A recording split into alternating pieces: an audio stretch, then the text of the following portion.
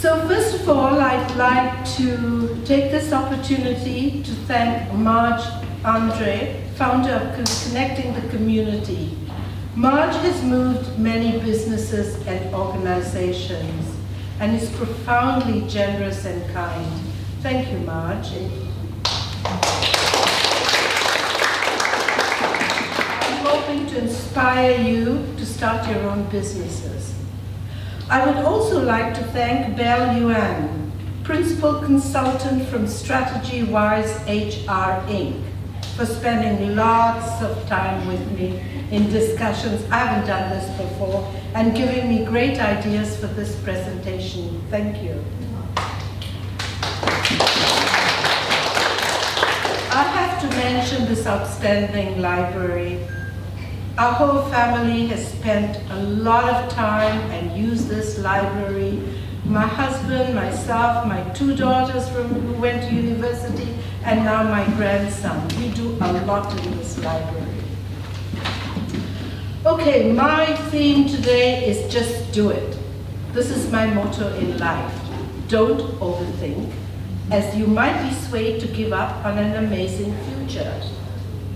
I'm positive because I have learned to be, which comes from life experiences and determination. I do not allow my judgment to be clouded with obstacles and negativity.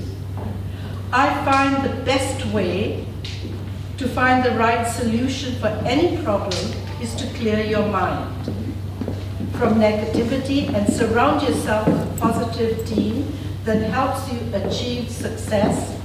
It's not easy and it takes discipline.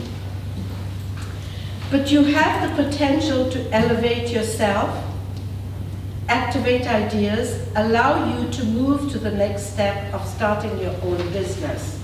This is my story. I worked for 7-Up Canada as a national promotions planner. In my job, I planned and executed national promotions at a retail level. I met with advertising agencies and suppliers, and I learned valuable skills and knowledge. From actually producing the product to how effectively sell it in the marketplace. And then just like that, one day, we were told that Pepsi bought us over. We were shocked and devastated and scared because this is all we knew, and nobody even suspected them to do this.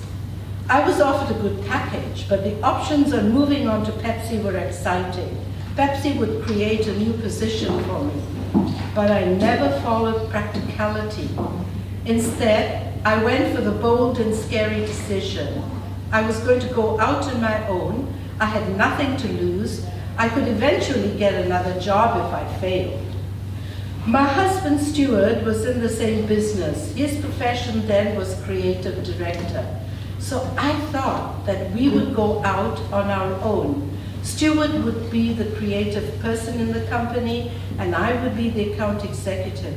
I would bring in the clients and contact them with Stuart.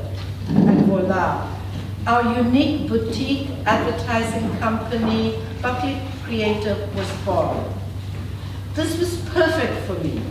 I was feeling very good about my decision to do it. Move out of on my own, start a new business. But my first move was devastating.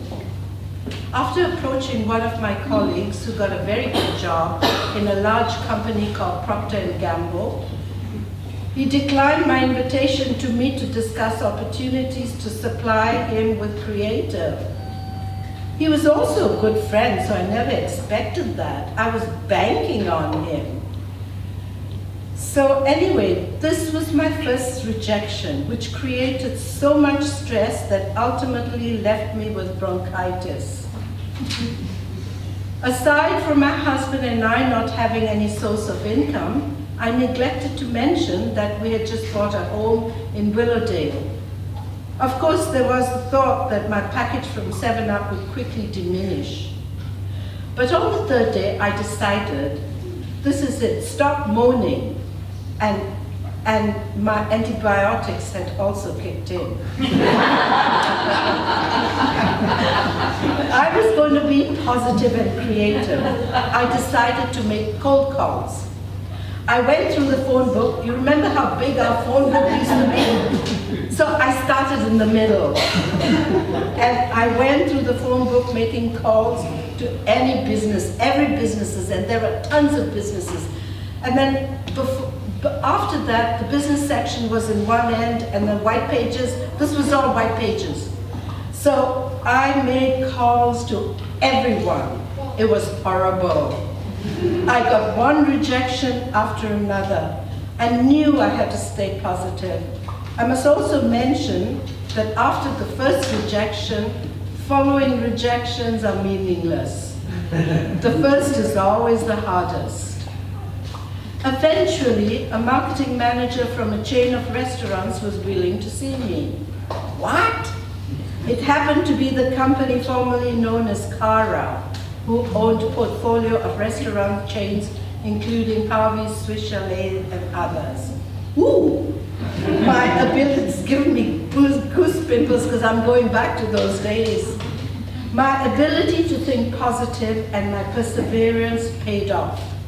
Now nothing was going to hold me back. I was on a roll.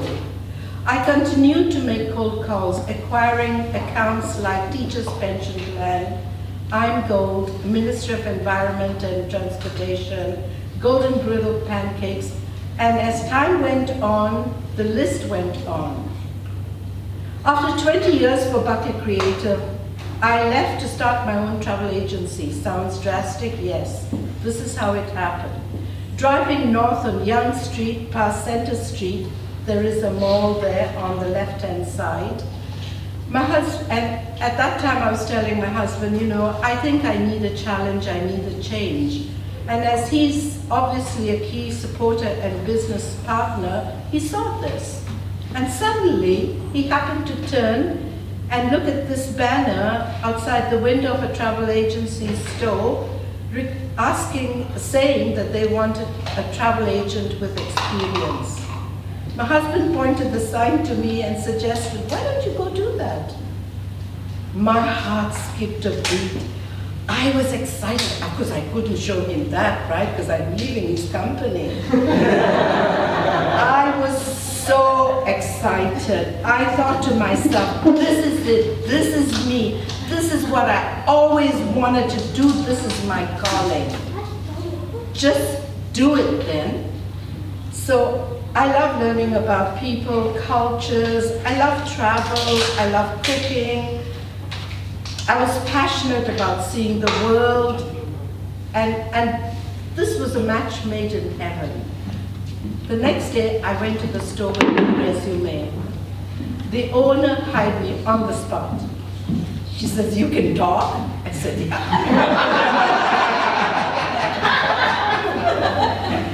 She liked my energy and my positive attitude.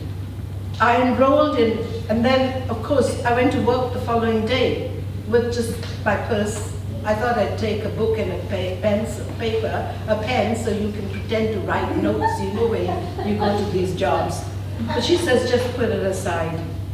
So I enrolled in a night course at Seneca College, and this course is called Sabre, and it just teaches you travel, air flights. And also it familiarizes you to the language, which I needed. And this manager of mine said, go through all the books, learn the language, learn hotels, learn cruises, make yourself familiar with the description. And I said, yeah, okay, so I'm sitting with these big brochures. Then I thought I gotta make some money, I gotta call people. So I immediately started calling my contacts, telling them that I had switched to the travel business, and thus I grew my business. Quickly they came, everyone, from my doctor to, I just called everybody, and I started the business. I lasted at the travel agency for 3 months. When I went to a travel event, we have a lot of events, product launches, and we meet a lot of travel people. So someone there mentioned to me there is an organization called Home Base, And you don't really have to work in an agency. You work for yourself out of your house, but you have to belong to another company, like a franchise company. And I thought, this is perfect. So I went home and I did my quick research, and I found a place in Winnipeg that suited me. So I joined them. And I worked there for 5 years, learned the business well, traveled to Europe, traveled to South America, Asia, and all of the Caribbean. And this travel for us, we call FAMs. They're really cheap because by law we have to pay tax. So we only pay tax, but the rest of it is put out by tour operators, because we go, they show us things, because we've got to sell, right? But we are kings. They treat us like gold. So this is the way you can go if you want to be a travel agent. When my contract was up, after 5 years, my contract was up, so I came back. I got a travel agent, a very nice one, a home-based company called Center Holidays in Mississauga, and I work with them very closely. I also got Certified Travel Counselor CTC degree from the Travel Industry Council of Ontario, which is TICO. So like I am travel agent, nothing but travel agent, serious one. This is the most passionate I've ever been in a job. I love every minute of learning, selling travel, and traveling. I attend travel events, building relations with travel suppliers. So if a client has a problem in destination, I can resolve it directly with a tour operator. Example, I had sent two women here from Richmond Hill to Mexico to an all-inclusive, and when they were in destination, they called me and they said, this is scary, we don't want to stay in this hotel. I immediately called the tour operator in the middle of the night, and I said, you've got to move these women. And they said, okay. They moved them to a hotel a little further down, free of charge. Everything, just moved them. And these girls only had to pay for the cab. So this is what travel agents can do. The travel business is very competitive and can be lucrative. But I have some incredible clients I work with and have the fortune to help them experience the same passion I have for traveling the world. I always find a way to make it possible for all to travel, even if their budget is restricted. And I encourage people, there are ways you can travel. Travel has become cheap now, so you don't have to spend a lot of money. But I want everybody to have the opportunity to travel. I have helped many plan a perfect destination, wedding, anniversary, group trips, and explore the farthest ends of the earth. I make dreams come true. It's really been an amazing adventure that has brought me a lot of personal gratification. I have also tried to support others through mentoring, because the heart of true leadership is also the ability to give and help those learn, so we may further each other as a whole in society. So that's my giving. To me, that has now become how I define success. What advice do I have for everyone? Just do it. So what have I learned? I can take control over what I can stop worrying about. What I can't do is out of my control. I have learned to recognize the difference. I have refused to worry about what I cannot do. Don't overthink. It's easy to get wrapped up in planning, considering potential failures, finances. All you do is talk. You get nothing done. Don't allow yourself to become emotionally entangled that paralyzes your progress. Things may not always work out to what your expectations are, but the sooner you get over them, the quicker you move on to your next victory. Only you can control your own actions and reactions, so take control and do it. So I hope I have inspired you to get out there and activate your ideas. I'm always available to talk with people and love to help you. Thank you for listening.